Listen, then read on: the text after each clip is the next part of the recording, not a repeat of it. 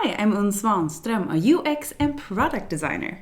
Today we're going to use Framer and parallax scrolling to mimic the effect of having an image that is slightly detached from the background and creating some nice luxe movement in our design. So parallax scrolling is when different things in your frame scroll at different speeds to get an interesting visual effect. Parallax scrolling really had a moment where it was super duper trendy a couple years ago, but I believe it is time to bring parallax scrolling back, but maybe pare down a little bit so not everything is flying all over the place.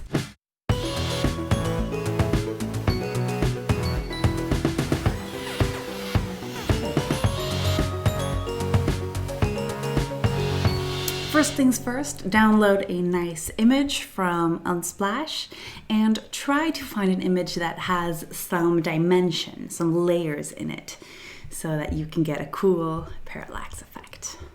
So our first step is to make sure that we pick the image apart into separate layers so that we can get these cool scroll effects.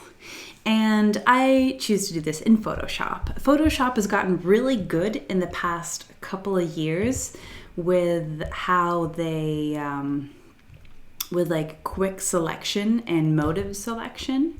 So I just press that pick motif and I'm gonna help it a little bit here to make sure that the entire woman is selected. I just copy that into a new layer. And boom, we have the forefront of our image done. Now we also want to get the rest of the image. Maybe I'm even gonna make a separate layer of the dock.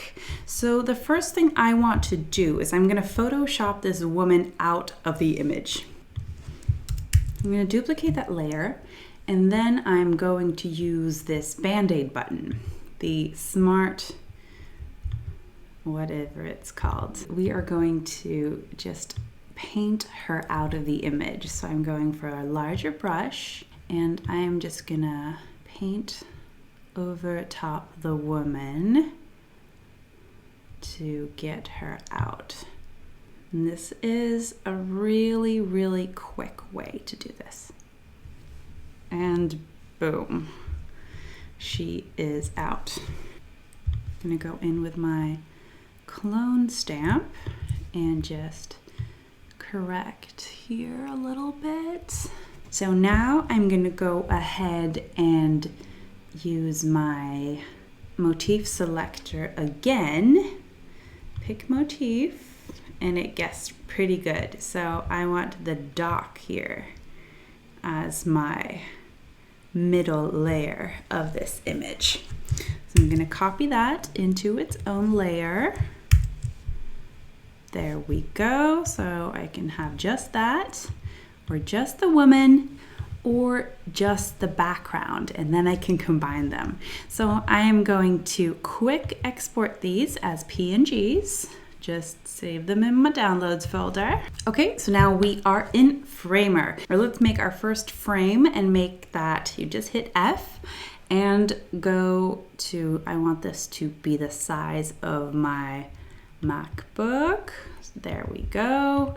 So this frame right there. I'm also going to insert these assets that we made. For me, it really helps to have to think of these things as assets that I put into my frame later. So just to stack your assets like this really helps you in your process with Framer. Now that we have our assets, let's hit this insert button right up here at the top. Insert, and here we want to search for parallax. Parallax. And here there is a really cool package by Linton Yi, and it's called Parallax Scroll Effect. So just go ahead and install that. And he has done like all the heavy lifting for us.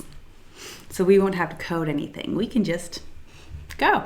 Okay, so now we have this parallax scroll effect. We want to insert a parallax layer. Insert, and it will appear here in that frame.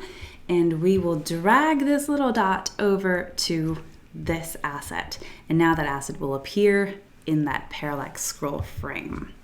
So I hit fit content, so it's the same size, and I can just center it in the artboard. Now what we want to do is we want another parallax layer.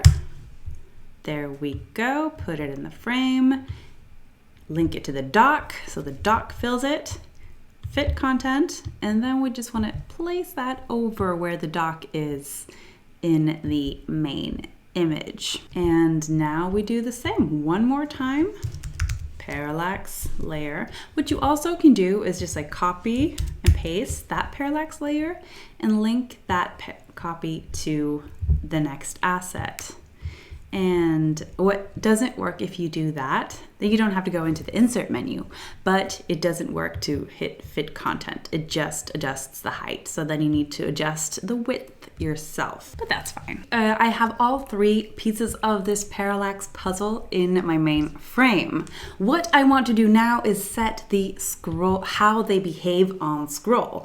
So I mark this parallax layer woman, and over here in this side panel we have the controls of the parallax. So I want it to depend on Y, and I want the property to be Y. So that means that we change where in height the woman is. But there are also really fun effects you can play around with here in this menu. I'm going to leave scroll min at 0 and set scroll max to maybe 800. These 2 are the things that control when and how fast your effect is going to take place. Is it going to be really fast and you go for a low number? Is it going to be really late and really slow, then you go for a high number?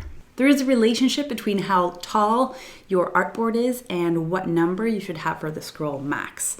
So that's my mental image of what number to pick. I am going to set Y min to 0 and Y max to -120.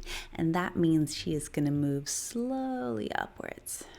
I am going to give the dock scroll max 800, and it's not rotate, it's Y, and I'll give this maybe 150. Background, the lake, I would like that to shrink a little bit. So on Y, it should scale down from 1 to 295. Let's see how that works. So now to be able to see what we've done, we need to insert another element. Let's search for parallax, and you insert a parallax scroll. This parallax scroll, we are going to give it the same dimensions as the viewport we want. So it will be width 440 and height 900, the same dimensions as a MacBook Pro. And we connect this to our frame where we have placed our elements. So now when we hit play, we can see the effect. Okay, so there's some weirdness going on right there. So what I've done now is I've placed these different items a little bit overlapping so that they have some possibility to move in a nice way. And to just help myself out, I am masking them with just a white graphic element. Hit G and boom. I am noticing some weirdness here. So I'm just going to quickly Photoshop the fencing out of the background, and I'll be right back. There we go. So now I have the water without the fence in it. And it is a quickie Photoshop, so of course there is some weirdness, but that is going to be covered by the foreground imagery. So now I'll take this lake layer and I'm going to link it to this image instead. And I can delete that. Now let's play that parallax scroll. Yes. See how these are moving better now? Okay, let's give this one a little bit of movement too. So maybe that's 100 on 700. And you always have to click the Parallax Scroll to be able to play it. So there we go.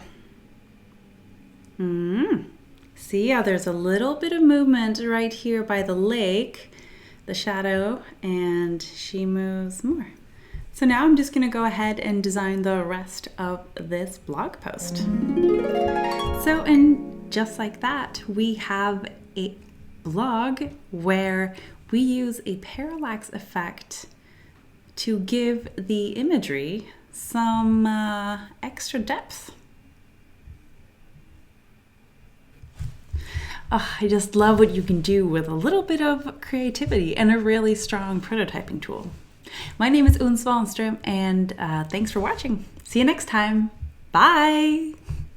I'm recording, baby. I know you want to go into the cleaning closet, but no. Hey, oh, no cats on the keyboard.